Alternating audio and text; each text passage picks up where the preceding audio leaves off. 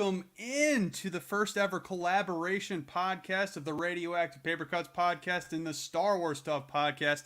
I am Josh Kennedy, joined by Noah King Bates, Colin Weaver, and David Lozano. How is everyone doing? You feeling the game? We're about to kill this episode. This is actually a book, not a game, but okay. Well, kill the episode about the graphic novel. Sure, Colin, yeah. Be specific about it. I honestly think this is great timing because of a lot of there was a lot of inspiration to the show from these stories, and there's also a lot of inspiration to other different projects, such as the story with Black Chrysanthemum, which a lot of people didn't know about that character until they watched the Book of Boba Fett, but like the hardcore fans are like, oh, I know where he's from, and they even showed the scar that Obi-Wan gives him in the show. So it's very interesting, and I thought that was a great Nice. a great tie-in because of that character was very interesting, and it was fun to have someone from Kashyyyk that was not a good guy, because we're so used to the Wookiees of being these ferocious creatures, but they're always on the good side of things, and we've never seen him. Cool as well, for sure. Yeah. And having a bounty hunter that's also a Wookiee, like that dude's got to be unstoppable. I was super pumped to learn a little bit more about the character, but what we're talking about today is Star Wars from the Journals of Obi-Wan Kenobi. It's a sweet graphic novel that David's got pulled up there. We all read it over the last few days. There's some cover photos here. And like Colin said, big inspirations for the show. Like, there was almost panel for panel on a couple of scenes. I was like, man, they're just pulling right from the show. It's really exciting. So, hey, shout out to Maka. I just saw that comment. Hello there. Nice. So the thing that was a little odd about this, we've been doing Comic Book Club over on Radioactive Papercuts. We've done a couple of episodes, and typically it's just a collection of like one specific comic in order. You do like 1 through 6. This one was so odd because it took stories from different numbered issues throughout the Star Wars universe. So just as an example, we go from issue 7 to 15 to 20 to 26 through 30. And then there's a short story at the end. So it was a weird way to read a graphic novel. I'm not upset about it by any means, but it was a little jarring just because you kind of feel like you're jumping around a little bit. But at the same time, it is reading like stories that Obi-Wan wrote down. So in the end, it all kind of makes sense. Shout out to Jason Aaron. He's the writer for this one. We got to give everyone their credits. Artist Simone Bianchi. That was Star Wars issue 7. Salvador Lacora. Ooh, man, probably should have looked these up. 26 through 30. Mike Mayhew did 15 and 20, and then looks like Andrea Sorrentino, which, no, I believe Andrea Sorrentino's the one who did Batman the Imposter, which was our first. I believe so. I do believe that you're correct. And going back and looking at that style, it would track. Yeah, that was actually my favorite of the issues. I mean, it was only a few pages right at the end there. We'll get to that eventually, but I did really like that art style the most out of all of them, which is, kind of comes in line because on that previous episode, me and Noah really harped on how awesome that graphic novel is. And you too. I know you're not, it's big on DC. I promise you it's worth reading. Go check it out. How dare you, sir? No, I'm just kidding. Yeah. How double dare you, sir? I love DC. I know you do. Yeah. Why don't you bring us in then, David? Issue 7. How are we feeling about the intro to this whole thing here? I was seeing a lot of talk online how it really was connected to the Obi-Wan series, and you saw a lot of people post photos after the finale ended of specifically of what Obi-Wan's wearing at the very end, the white with the cloak over it with the no sleeves. I thought that was pretty unique. The one thing that was kind of like, I wonder why they did that, but I mean, I think we probably all kind of know why he didn't look like Ewan McGregor facially. I found that interesting too because he's one of the only characters throughout this entire graphic novel that didn't look like their movie representation. Like when they showed Qui-Gon for a panel, it looked identical to Liam Neeson. So I was just kind of surprised that.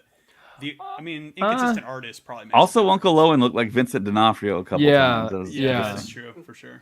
So I think something that we should definitely talk about, because it's different from DC. This is more for Star Wars because it's like one like organic timeline.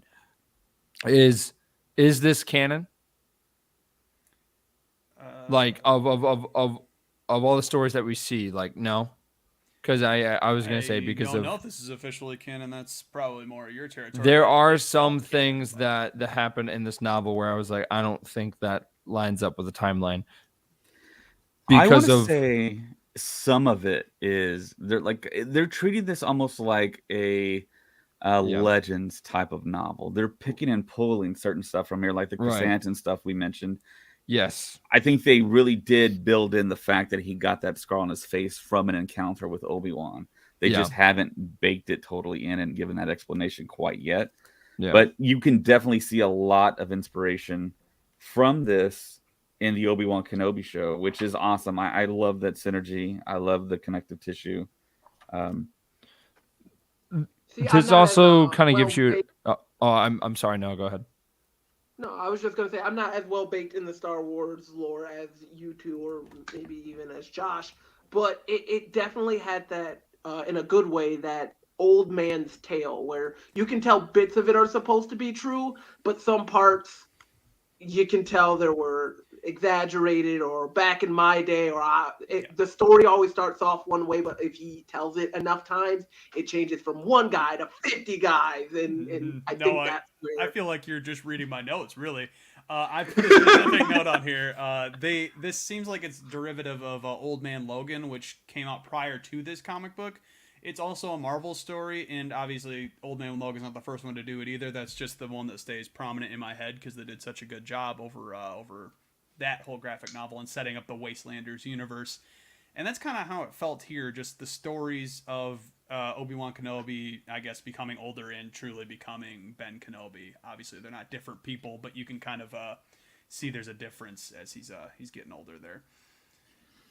Yeah, this graphic novel was really kind of the representation of what I thought the Obi-Wan Kenobi series was going to be. Yep. More of like the Old Man Logan type story. Him in the desert, all alone in his hovel, just kind of watching over Luke. And I mean, we really kind of got that in this first issue here. Yeah, the graphic novel. Right in front of us. This is the first time we see Obi-Wan checking out Luke. I did like how they kind of included Luke learning how to pilot some sort of fighter plane. That was the T-16. It's the little model that he like flies in A New Hope when he's talking to 3PO. I could see that. So there are some things that happen in this novel where I was just like, we could definitely see that like in season 2.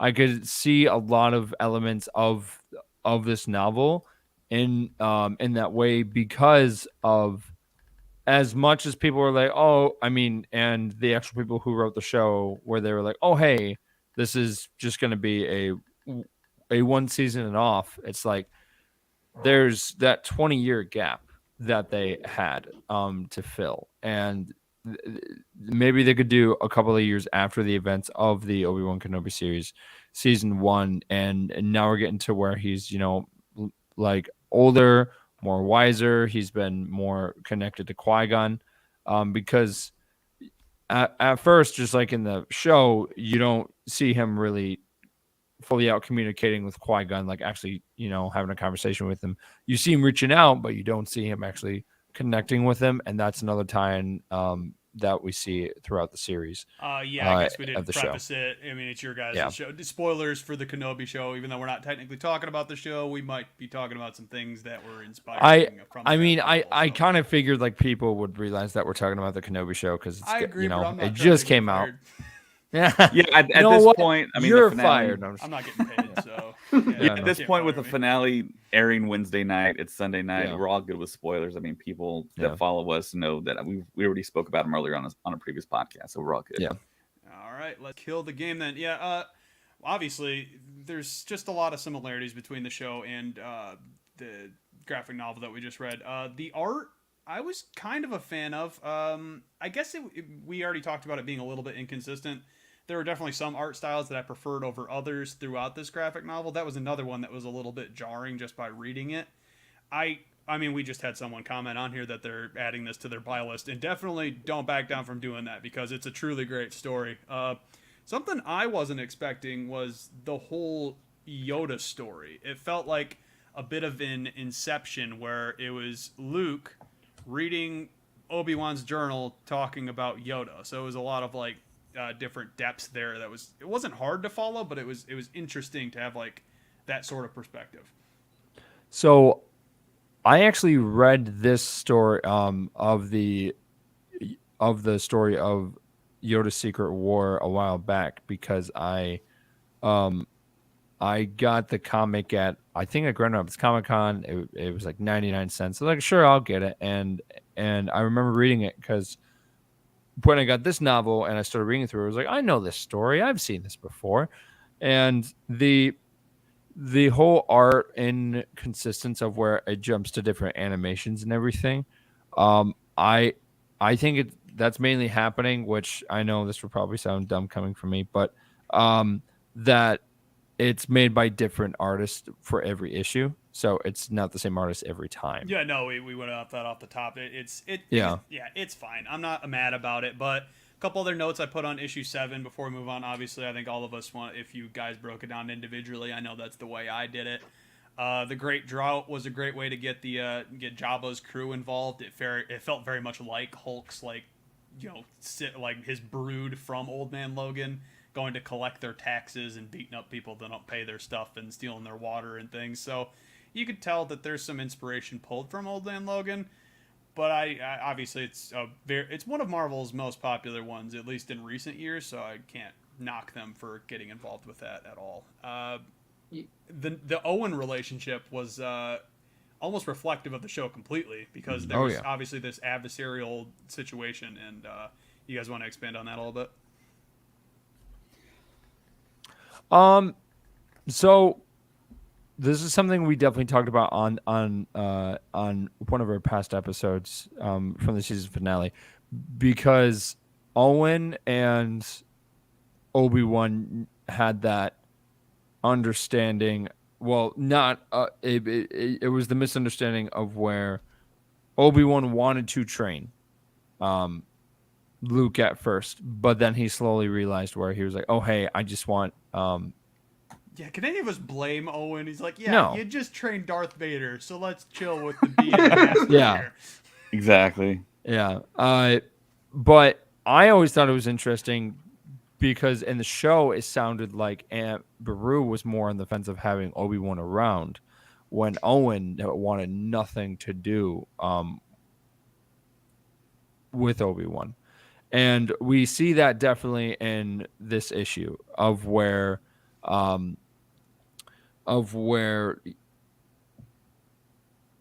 makes a deal with the Jawas. And I wrote that down, bodyguard Kenobi. That was kind of a cool thing. It's like, he's got to make money somehow, so just keep being a Jedi. Well, I thought of it more as a exercise for him to keep staying in shape, so that works. He would fight off Tusken Raiders. And I wish we got something like that in the show, but we didn't. He was very pacifist in the show, so that was definitely something that kind of clashed between the two stories, where Obi-Wan was kind of... Yeah, and this one he's constantly trying to fight the urge to want... Like, I haven't touched a lightsaber in years when he brings that up, but he's like staying young. Yep. So the fact that he clearly wants to still be...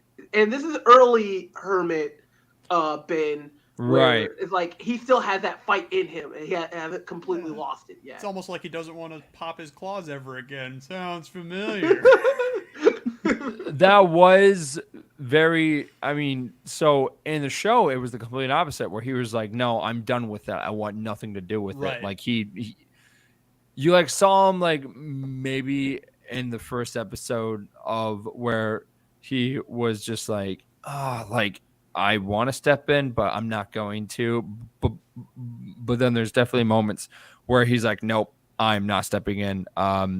There's the scene where we kind of see Reva come in and she cuts off that girl's hand. And Obi-Wan could have stepped in and done something, but he's like, no, I'm good. And so I think the biggest similarity from that first story is when Luke crashes the T-16, and Obi-Wan works with the Jawas, he like ends up getting the parts. Owen sees it. Owen then goes to his hut and just like, we don't want anything like that has to deal with you. Stay away from Luke. That got pulled, like, for the show, that got pulled as well, where Obi-Wan tried to hand off, like, the model plane, and then he got the parts returned. So, same type of deal. I appreciated the consistency there. Yeah, we're on to issue 15, so let's just pull up the cover here. I liked that art style. He looks a bit more like Liam Neeson than Ewan McGregor in this one, but we'll let it go. He looks like a dope dude. And something else about this art cover right here is like that is very similar to what we see him wear in the finale of the show. Yeah, because of he's goggles got the included, goggles, he's got the bag, he's got the cloak and everything. No gaffy stick though, they didn't or give cycle him rifle. Mr. Fantastic gray streaks either. I mean, I could have seen him aging a lot just through all the trauma that he went through and the actual show.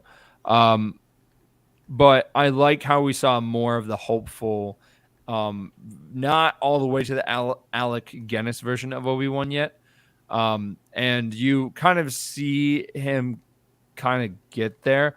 I don't like in the novel that he's optimistic the entire time, when in the show you actually see him deal with these past traumas, when it sounds like Obi-Wan is more optimistic the entire time, like in the novel. That's a good point, actually. I didn't feel like the presence or like the just whatever of Anakin, whether he was going to be in the issues or not. It didn't feel like he was more like tortured by that so much. Like they made very prevalent in the show itself. Yeah, going back to the Tusken Raider stuff. Oh. Go ahead. No, I was just going to quick say, I mean, even just in the realm of the first couple of issues, the only time we ever hear anything about Anakin is through Uncle Owen, and it's like, hey, you screwed up once, I'm not giving you another shot type thing. We didn't even get a lot of him harping on that. He took it in stride, really. That's true. What were you going to say, David? I was going to say, going back to the Tusken Raider stuff, I think it's really kind of interesting that this graphic novel, the comics here, really took a very original trilogy stance on the Tusken Raiders, which is really opposed to what Disney Plus is doing. Disney Plus is really humanizing the Tuskens, and we're spending a lot of time with them and realizing that they are a people and that they're loyal and they're sentient. And in the graphic novel, they just basically treated them like they did in the movies, which is a bummer. Yeah, I mean, what can you do? I'm glad that they kind of made up for it with the story at the very end of this, where you could definitely see that they're embracing the, I guess, human. I don't know if you want to call it human nature of these aliens, but you can tell that they're beings that should be respected. Like right, and that's probably why they weren't included in the show, because they have a whole different type of mindset, I think. And I know that Jon Favreau got a hold of the original script for the show, and he was the one that said, hey, look, you're going to have to rewrite a lot of this, because this is very similar to what we just did with The Mandalorian, with Lone Wolf and Cub having a younger person with an older person, So that's why they kind of modified it a bit, but we still got the whole little Leia with Obi-Wan Kenobi aspect of it all. Side note, if you haven't seen the Lone Wolf and Cub, like, they're super old, like, Japanese movies, but I watched one the other day. Yeah. It's a fun trip. Go check them out. They're on HBO Max. Like, why not? Issue 15 does have us embrace... you guys want to pronounce his name for me? Because I'm not going to do it right. Yeah, it took me a while to learn it. It's Black Chrysantan. Chrysantan. Okay, yeah, so we're being extra. That's fine. He gets hired by Jabba as a bounty hunter to go after whoever caused the ruckus where he didn't get his taxes. So that's why he gets hired. Eventually, he puts it together that he has a relation to Owen, and then that leads him to Kenobi eventually. So, yeah, he also has nicknames. He also goes by Santi, Santo, and I believe there's another one. But in Book of Boba Fett, I believe Garza Fwip calls him Santo. Okay. I like that. I wanted, like, there's some really cool paneling in this one. This was one of my favorite, like, artistic shots. Yeah. Because it's in the middle of the Obi-Wan versus Santo, if we'll just call him that for the rest of the episode. But I even like how the fur from his arm makes the drop down, does like a drop down into the next panel. I always appreciate creative stuff like that. It's one of my favorite things about comic books. Obviously, you have to do the block sometimes, but like we talked about on Batman the Imposter, that was one of the things that Andrea Sorrento did. It's like stupid good. It's just these really cool backdrops and interweaving the panels. That's some extra comic book nerd stuff, but that's why we're doing this episode, so you guys can deal with it. Yeah, that's cool. I didn't even realize it. I mean, I can see it, but I didn't even like think about it. The hair dropping into the pan. That is a nice touch. This fight was sweet. I did want to ask you guys because I don't know much about this character, and David and I discussed this a little bit before we started shooting, but the scar on his face, that's something that's like important to the character, so showing the backstory is a cool thing, right? Yes. Yeah. Connective tissue in Star Wars.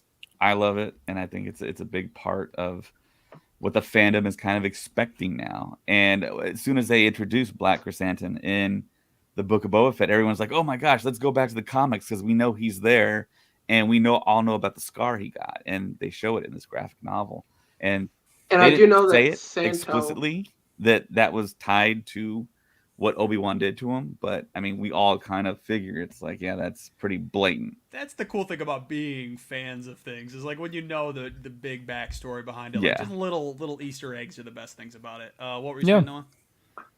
Oh, that they have a full comic for for him. So I'm intrigued on if this is a part of it, because this is a collection of stories. Is this part of the collection of stories? Do we get a little bit more of a time with him? It might be his. So his character is very interesting. He was so a small backstory to his character. He was banned from Kashyyyk for doing something very terrible. It's not. It was never said of what exactly he did. But you have to have done something very bad to be banned from an entire planet. And then later he gets tricked, and he gets enslaved into a gladiator ring, and kind of a tie-in into Marvel, where he ends up getting a because he wants to keep getting stronger and better in fights. So the people who are in charge end up taking his, taking him in, putting him down, and then they end up changing his entire skeleton, and they enforce it with it's not Beskar, it's something else, but it makes his bones Durasteel? Yes. That sounds correct. And that's very similar to Wolverine. Except he doesn't have claws, of course. But you see that in the Book of Boba Fett of when, he's fighting. He definitely should have died, but he didn't. If that comment from Mob Rules is true that he forgot to get gifts for Life Day, I'm going to be real mad. Like, homeboy forgot to go to Target, and all of a sudden he doesn't get to go home anymore. That would be funny. But he has definitely worked with some characters that we know, like Boba Fett. Him and Boba Fett actually have a history. Darth Vader sent him and Black Chrysanthemum after Luke after the first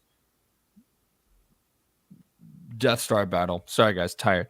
And in that story is when Boba Fett gets the information and passes on to Vader, saying, "Hey, his name is Luke Skywalker." Because of Vader sent him and Black Chrysanthemum to find out who was the person that blew it up. And then there's another story of where Black Chrysanthemum and Chewie actually fight, and Black Chrysanthemum beats the crap out of Chewie. So that's Chewie's why a little plush boy. That's why. So during the Book of Boba Fett, I was just like, they have to have a rematch. Have Chewie show up. That would be amazing. Everyone would flip out. That would be incredible. We never got it. Hopefully we do in the future, because I don't think that comic book's out and the fans demand it. If you guys are fans of Star Wars stuff podcast, write in and maybe we'll get another comic book rolling. That'll be fun. We'll just have Colin say it a few hundred times and it'll happen. No, well, the reason why he's saying that is because I have I have manifested a decent amount of things to happen. Like I kept, for example, like the main one I'm known for is for Max Rebo, because I've been doing the hashtag Max Rebo for a while. I've been talking about him, and then in the first episode of the Book of Boba Fett, he showed up, and no joke, I got almost 100 messages that day of saying like, "Wow, that's so you were funny. right. How'd you know?" And I was like, "Dude." And We're just somehow making a he joke ended on up the on our Marvel. pins too. Yes. Our It's like he works at Disney or something. Yeah, you got no, the inside track. it actually was not insider information. It really was just like I really wanted it to happen, and there actually has been a lot of different Max Rebo merch and like things in the backgrounds of just different Star Wars projects. But Colin is now unemployed, so catch him on Indeed. He's giving away trade secrets. So you guys want to hire this guy? Hey, can you manifest me an acting gig?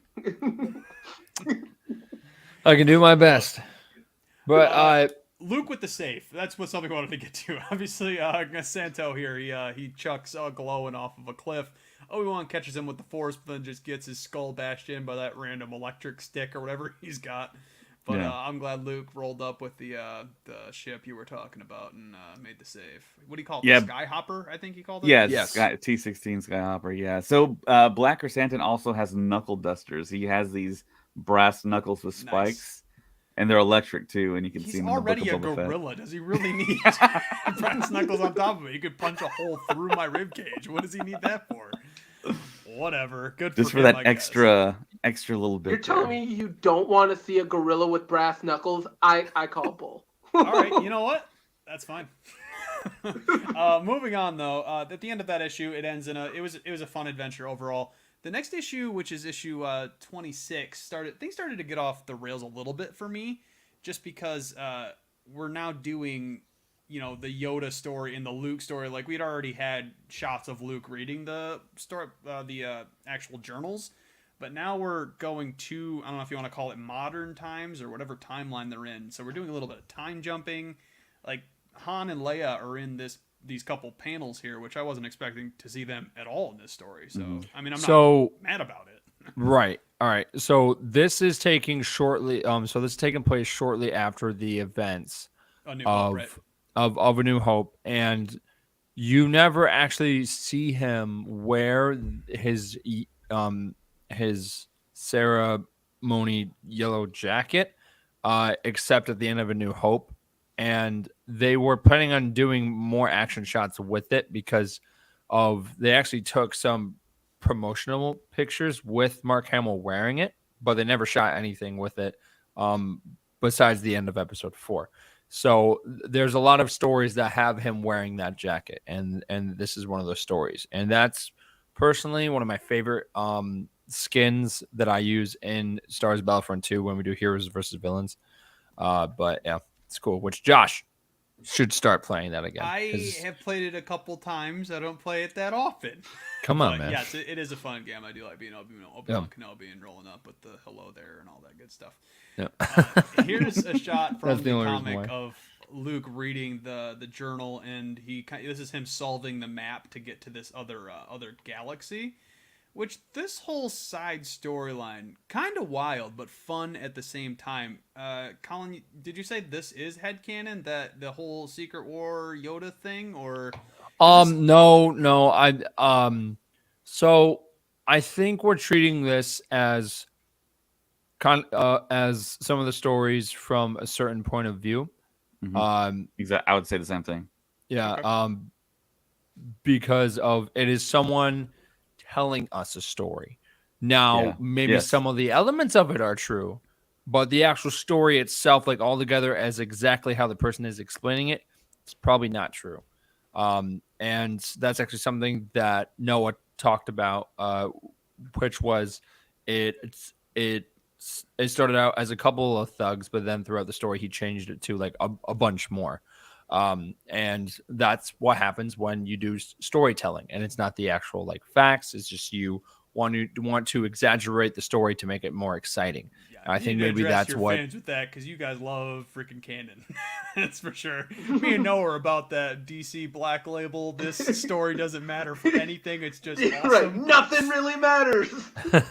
Well, and that's the difference between Marvel Comics and Marvel, DC, and then Star Wars Comics, because for all of the comics and books and stuff that come out of Star Wars, they do their best to stay to the actual timeline of the movies. Like, it's not its own thing.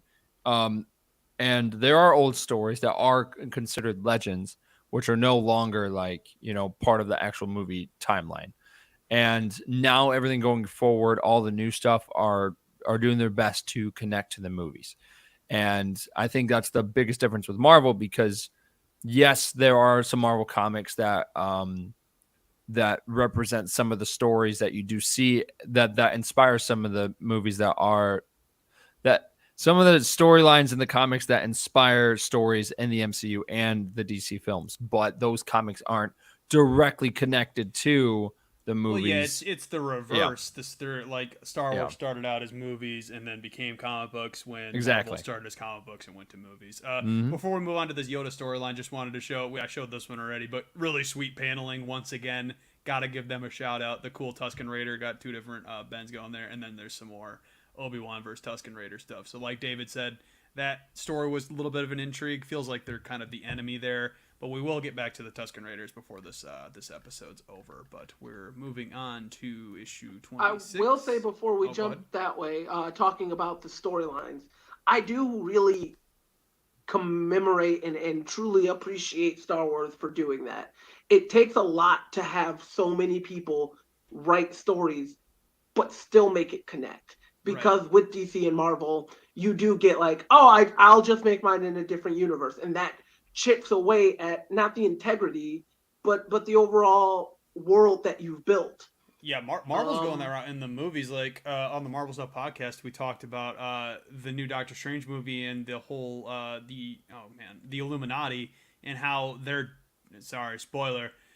deaths they don't feel real because it's on a different universe. So it's like, why do we care about these guys? Obviously Krasinski's going to come back. He got turned into spaghetti in the movie. So it's one of those things where it is nice for things to interconnect and some of the power there. Right. And something else that is different is that for Star Wars, they try and stay on that normal blueprint timeline. Right. And a fine example, which I've talked about in the past, which I guarantee David knows where I'm going with this, is if you watch all the movies until The Last Jedi, you can definitely see on how that changed the way that the whole blueprint of Star Wars was. Because after you got done watching The Last Jedi and you went to The Rise of Skywalker, you were just like, wait, what the heck was that flux? Because of The Last Jedi did not follow the blueprint of what Star Wars is at all. That's what happened there. Yeah. And that's how you can tell the difference between of what the actual timeline and how the stories are supposed to be written in Star Wars compared to, hey, we really don't care what happens, but we'll continue with the franchise. And that's exactly what happened from Last Jedi to Rise of Skywalker, because they were trying to do an artistic thing and it did not go well. Nope, but at least they had the shows going for them. Those things are awesome, and everybody loves them. So, on to issue 26. The cover, as it seems to imply, there's Obi-Wan is barely in this photo, which is pretty relevant to how the story was actually told. The way they labeled this graphic novel was the smartest way to do it, because it's from the Journals of Obi-Wan Kenobi, not the Adventures of Obi-Wan Kenobi, because that wouldn't be an accurate way of putting it. But Obi-Wan does tell us the story of Yoda in his secret war type of thing. And the thing that they really embraced was the Force-sensitive children, which is a focus a lot in Star Wars lore, at least mostly recently. I'm sure it's been around for a little while, but the Fallen Order, the video game, that's the main focus on there. And then obviously Grogu's a Force-sensitive being as well. So they at least follow canon as far as that goes. Yeah. It's a big focus. How did we feel about the introduction of Yoda to this story? I had fun. I mean, I'm not upset that it happened at all. I wasn't expecting it, but it was a pleasant surprise, I would say. I liked the anime. So the Artwork, way that they, animations on a computer, Colin. yeah, I know that. Hey, I corrected myself. The way that they drew him in this was very. They took it directly out of the movies because of.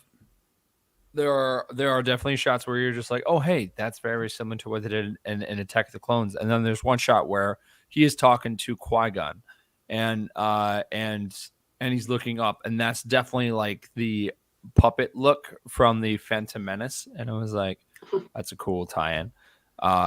And I like the elements of bringing live action into the world of animation or comics, and if you do it right, then it will be received well. And when I was reading this and looking at it, I was like, oh my gosh, like it's from the movie. It's great.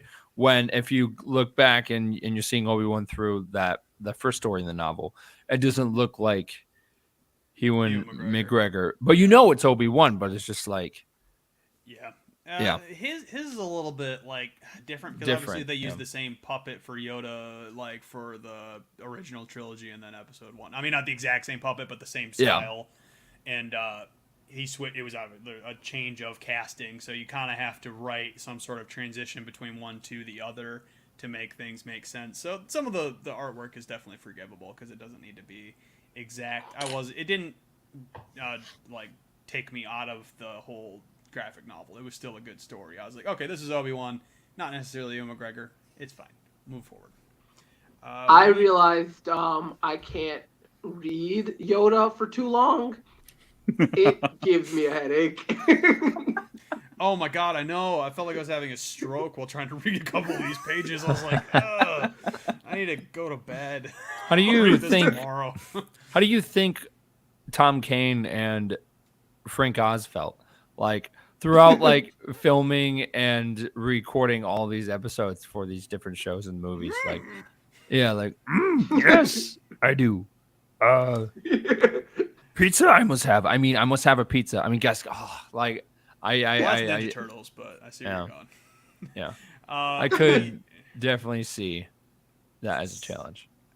So the backstory here, this is a little bit later in the novel, but Yoda shows up on this planet, which I don't know if it was ever given a name. The galaxy was given a name, but it was like an unnamed planet, which was kind of odd. But it's inhabited by a lot of children, and they're called the Muckwackers, I believe, which was interesting, and it felt very Peter Pan-esque, kind of like a tribe of children, the Lost Boys. Is that a fair comparison, David? Are these characters anywhere else in lore? Is this specific to this comic book? I wanted to know a little bit more about these guys and girls, I suppose. Yeah, it felt very like, I mean, once you get introduced to these children, your mind, I think, already starts computing and factoring in what the backstory is with these kids. You'd figure you wouldn't just have a bunch of kids on a planet unless, I guess, they never grew. But it felt very like Lord of the Flies to me. Yeah, a little bit Lord of the Flies too. Yeah, how they seemed like they were like on their own and they were figuring out life and they were like very barbaric.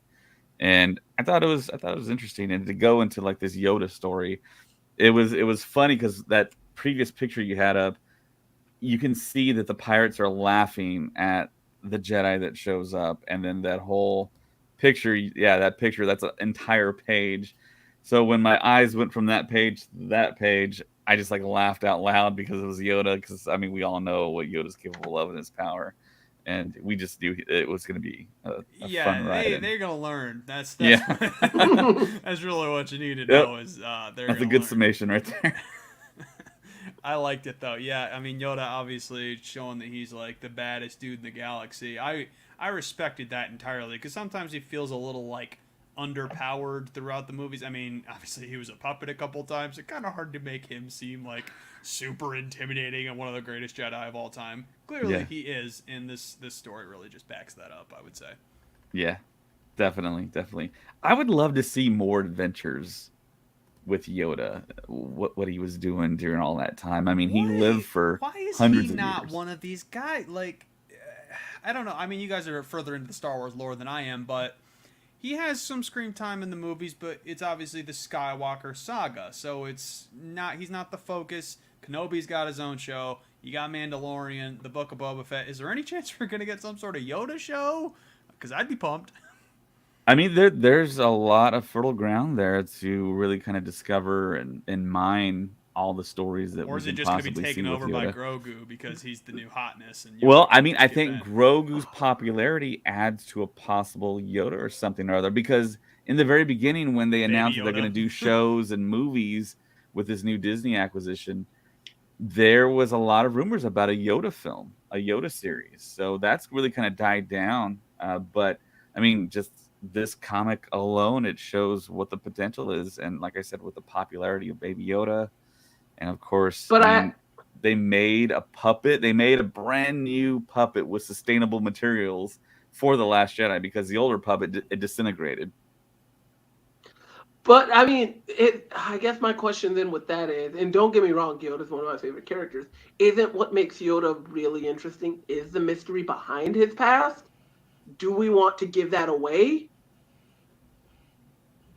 No. Exactly. Fair. Colin's nodding if you guys are listening to the podcast like a normal person. No, I'm kidding. Shout out well, Disney and Lucasfilm, they're already starting to reveal a lot of his past, and they're doing the High Republic, and he is not a featured character, but he is a character in those stories. So we're getting a lot of his backstory, not all the way to the beginning when he was a young Jedi. That I think we would all love to see when he was a Padawan or maybe just a new master and going into battles and doing a lot of cool stuff.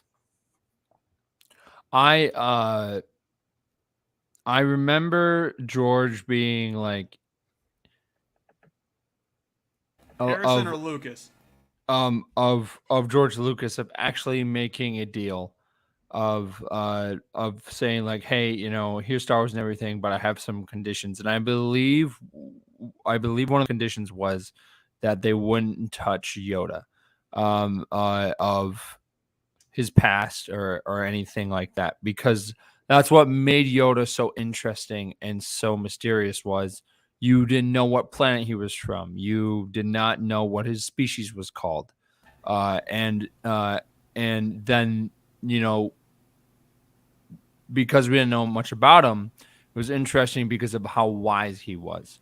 So seeing him in the Old Republic a while ago was really cool. But then seeing him in the High Republic and seeing them in the Prime of the Jedi, I think is very interesting. And when the game Star Wars Eclipse comes out, I think that is definitely going to be a huge tie-in, and it will be a huge reveal.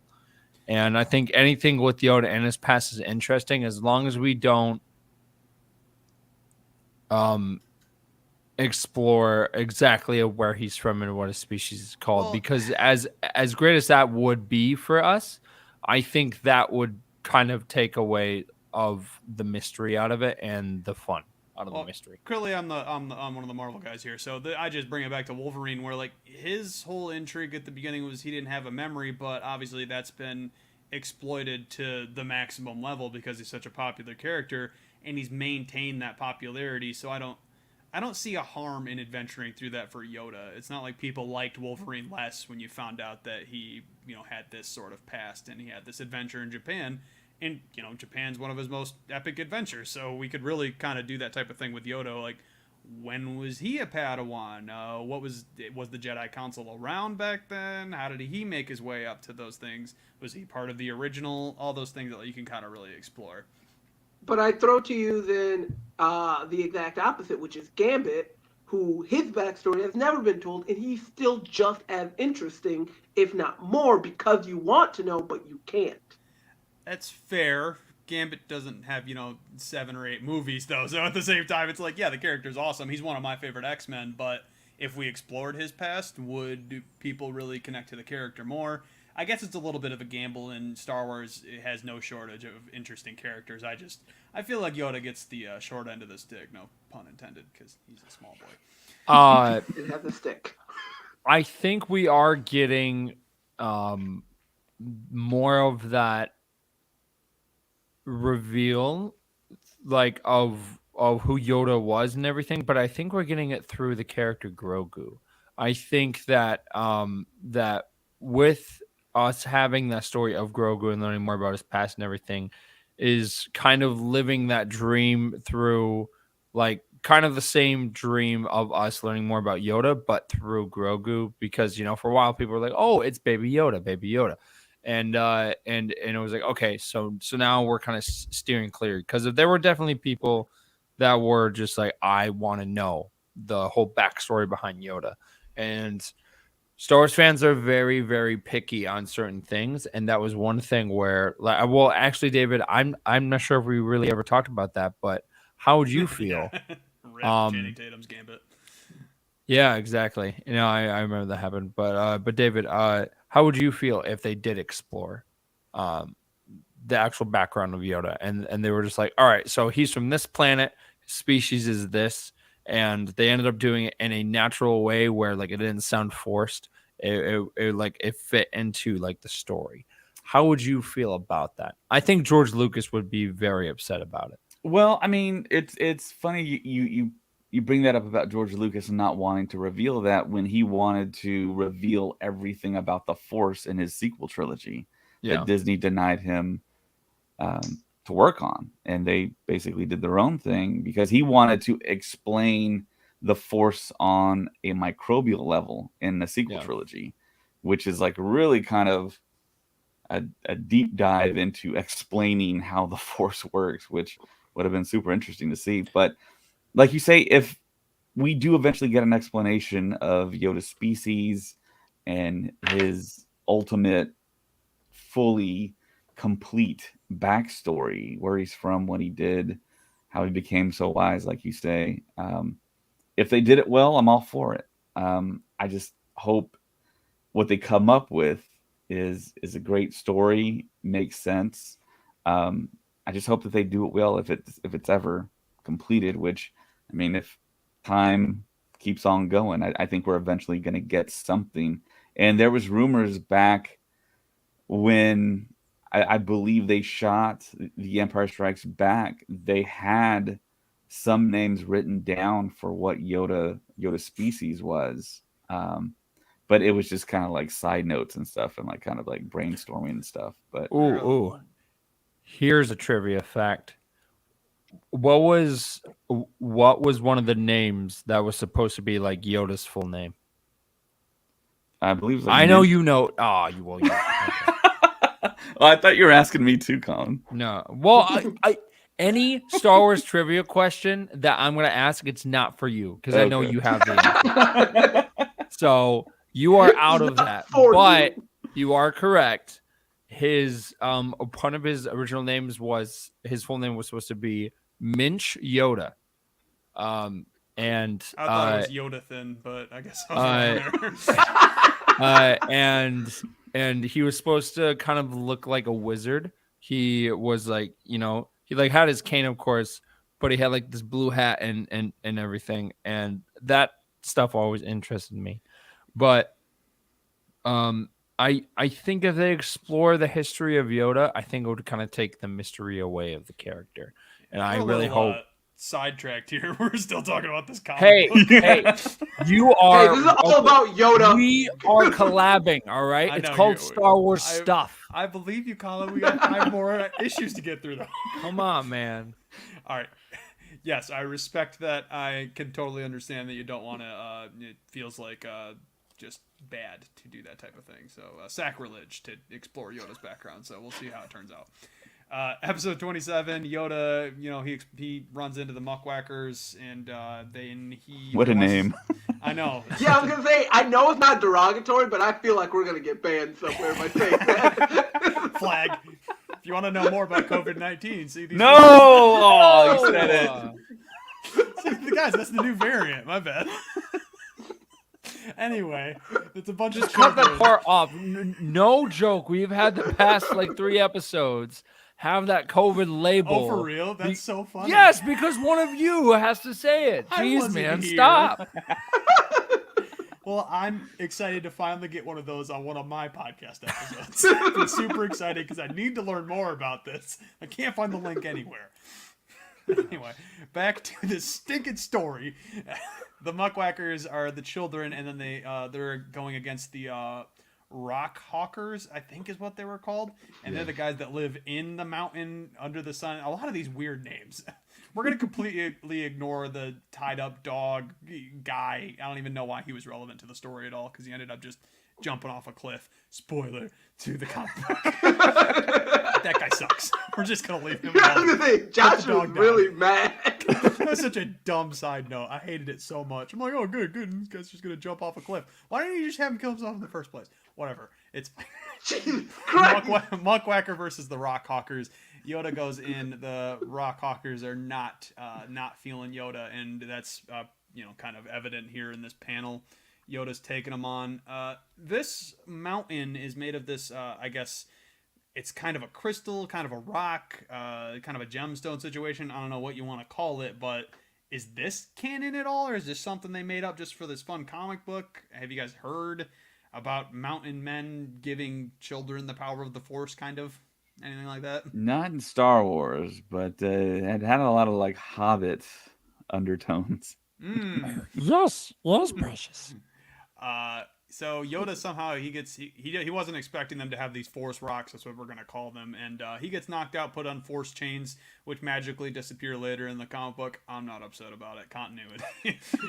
The boy walks up the mountain, and his dog sidekick that we don't care about is behind him, and he's like, "Dude, you're so walking so slow, like 1,000 years old, but you won't slow down." And I was like, "Yep, classic Yoda, being old, but also just a dope dude." Dog guy kills himself. Yoda moves on, gets to the top of the mountain, and You are doing a great job of just breaking this stuff. Honestly, I would listen to just Josh try to break down stuff really quickly. He dies. Continue on. Yeah. It was like, he died. Okay, moon be run. honest. Do any of you care about any of it? Well, clearly So you don't. You think the viewers are gonna care about these stupid rock? People have different perspectives. Like, not Sorry, everyone's Colin. favorite Oh my character is goodness. Max Rebo. He's mine, but Well, that doesn't mean that people are gonna have the If same. you're a Crystal Girl out there, don't send me your stupid saltine, whatever the hell. Sorry, I almost swore on your podcast. Anyway, Yoda gets to the top of the mountain. He's still going. He runs into the adults. All right, I'll leave it there. Do any of you care about anything that's happened so far? I'm kind of jumping through it because this story it didn't get interesting till he met the Aang type character, like the last Airbender at the top of the mountain. So, did you have any Dude intrigue? shooting crystals? Ooh, well, that's gonna get us banned if Muckwacker doesn't. Shooting up. Shooting crystals, not shooting up crystal. I heard you, but I mean, I'm just making if I heard it, then someone else probably heard it too. Okay. I think This is why we have our podcast. Yeah, I I want was to hear gonna more say, nonsense. you Go on guys the run radio. it so differently than we do. It's just hilarious. No, we don't always do it like this. I just don't care about the story. Don't lie to them. We're All right, just you as know chaotic. what? If you want to find out for yourself, go check out the Radioactive Papercuts Podcast, releasing on Wednesdays. It's awesome. Nice plug. Go ahead. Thanks, man. Did my best. So the Organic. adults are at the top of the mountain, and it's weird that there's different generations living on different levels of this mountain, and then the kids are just kind of kicked to the cold. And then when Yoda tries to call them out, like, "Hey, those are your children," they're like, "Nah, those guys they're savages. We're gonna let them fend for themselves." Just gonna make a city that was very like. You guys remember that Jimmy Neutron movie where the parents just disappeared from the city? Is that just me? Yeah. That's what it reminded me of. No, I remember that. You mean the movie? Well, That they had is Jimmy really- Power Hours. yeah. You could argue those are movies too, but I know what you're saying. I will not. Shout out to No, my I mean, 90s like we said, babies. like we were saying earlier, it gives very Lord of the Flies Yes. feel to it. Like they legit were just like, "Hey, survive," or even like ancient Greece, not Rome, Spartans. No, Spartans. There you go. The whole like trial of a child is to just send them out there with a knife and hopefully they come back. Yeah, they did a lot Hopefully. worse than that with the young Spartan warriors, but that's for a different R-rated podcast. I gave the PG version of what they do.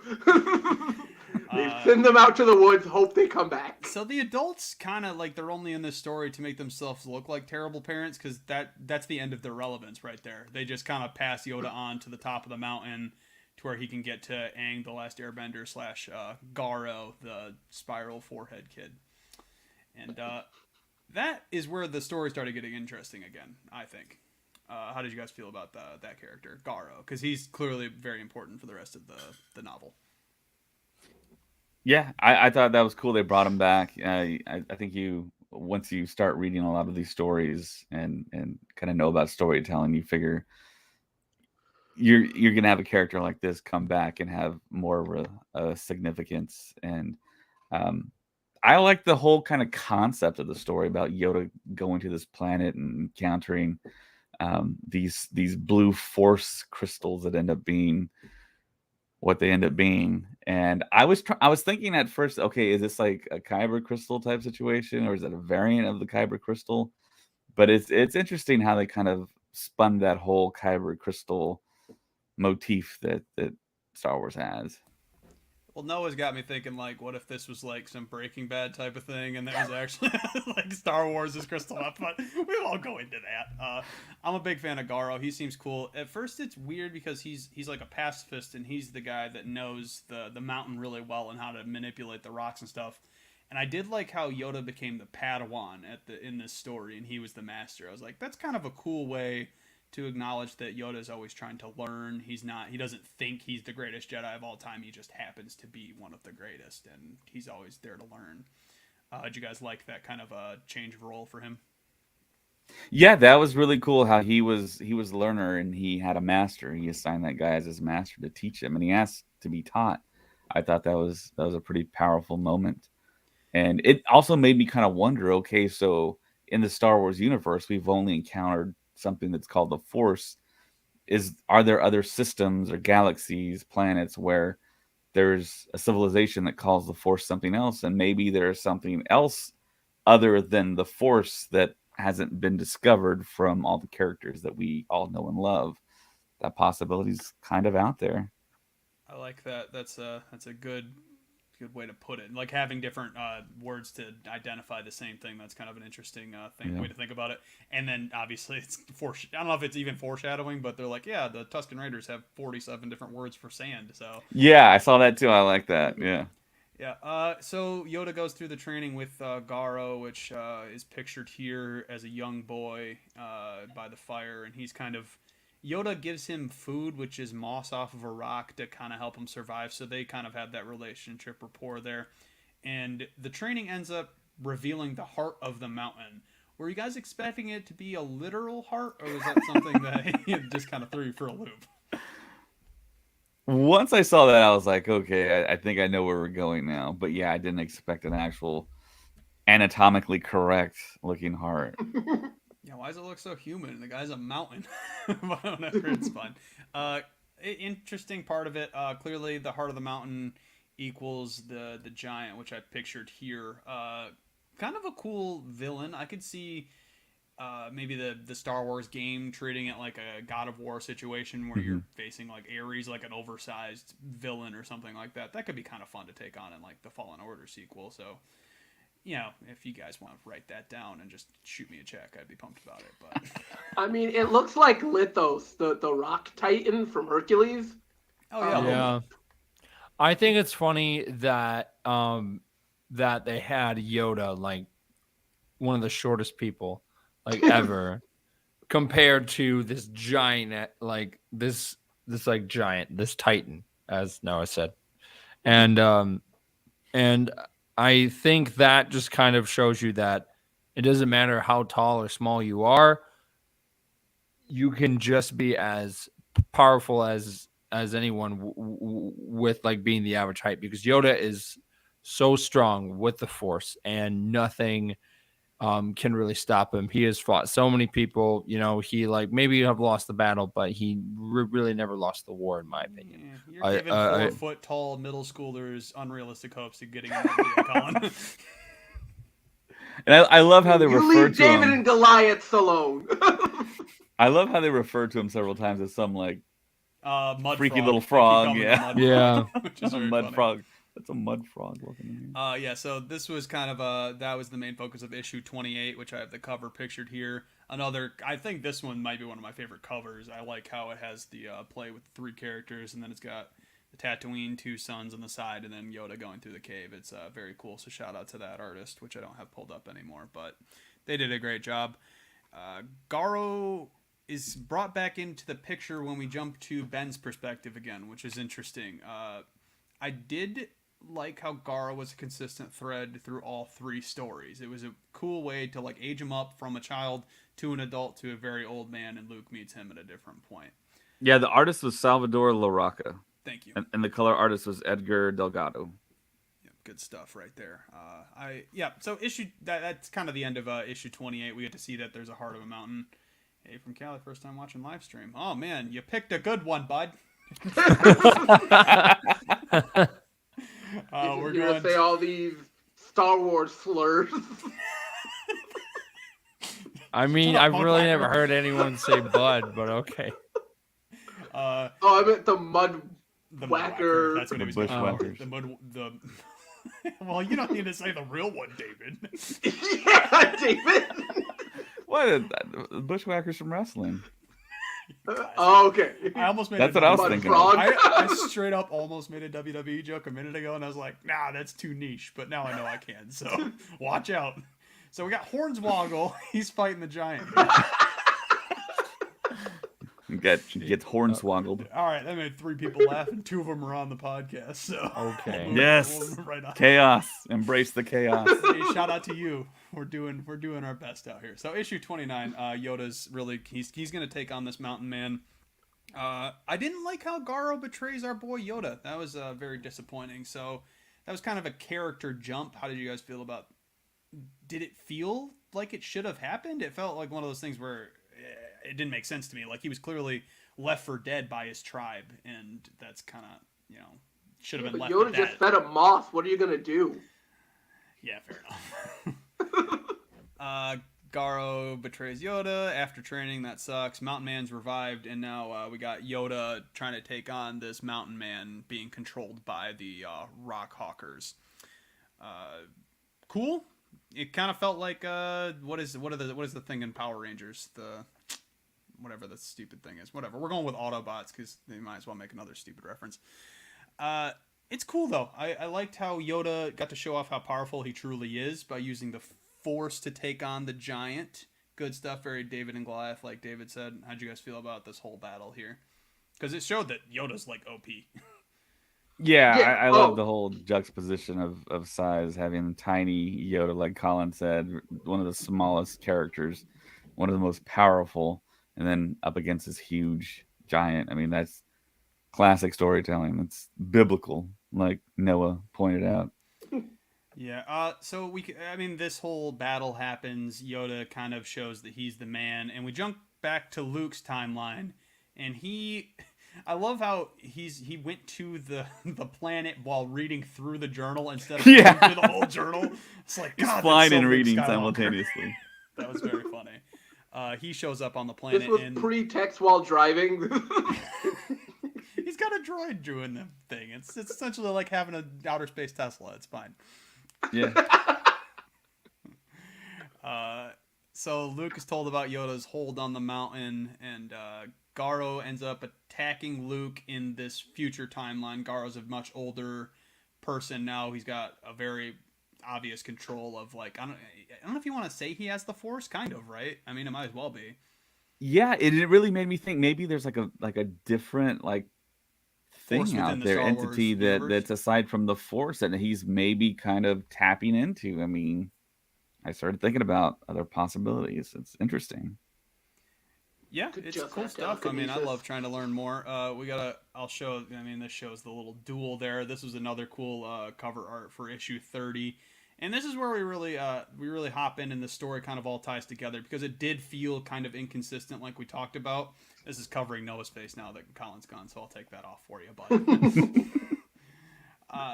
I enjoyed it. It was cool. I like how it went from child to adult to like this overpowered being, and I don't even know why he's still on that planet though, because while Luke was flying there, it said like there was no life force. what is he even doing there? He's hanging out with a bunch of dead bodies. Like, what a weirdo. Yeah. Yeah. He said other people from his race built spaceships and left. And it's like, why did you stay? Go with them? Yeah. You're just kind of like king of the planet, I guess, but there's nothing there. They told him 5 when they were really leaving at 4. Yeah, well, I guess if you had that guy, you would try and leave him behind. That's fair. Yeah, and you said at the beginning of the podcast, this is very Inception, and this was very Inception because the guy stayed there for a long time and waited until someone got old enough to come back and revisit him. That's very Inception. Yeah, definitely. The war concludes from Yoda's perspective. He gets the Muckwackers to kind of praise the Force universe within the planet, kind of, and he gets the old Mountain Men race, like a younger version of them, to be revived, and now they're kind of they're gonna live peacefully because the Mountain Men, while they are ultra powerful, they were overtaken by these human type creatures. I don't know if they're actually human, but good stuff, fun, cool Yoda adventure. That's finally concluded. Did you guys have more to say about it? It was cool. It's interesting to see. Yeah, Yoda as the learner and kind of humbling himself that way. You figured he would, but I mean, it's just cool to see that story. What were you gonna say, Noah? Oh, go ahead, Noah. Oh, for me, it was just the a little bit of what you said. Just seeing like, it's one of those things where like the saying, a teacher never stops learning. Mm-hmm. And that's truly what makes Yoda probably the best teacher out of everyone else, is because he never stops wanting to learn something new. And I thought that was really intriguing.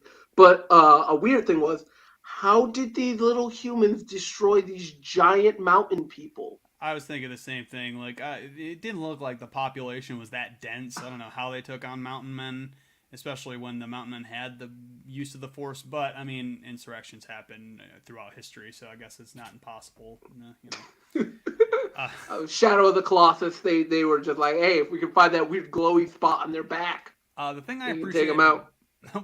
The close of issue 30 was Yoda back on Dagobah, and he's just mad chilling. And I like how within the timeline that we're kind of going off of, obviously these are stories, so it's not entirely accurate, but it's between episodes 4 and 5, so Luke hasn't gotten to Yoda yet, and as soon as he took down Garo, Yoda could sense that shift in the Force, which was pretty cool, I would say, and he knew that Luke was coming, so that kind of adds an extra, layer to episode 5, I would say.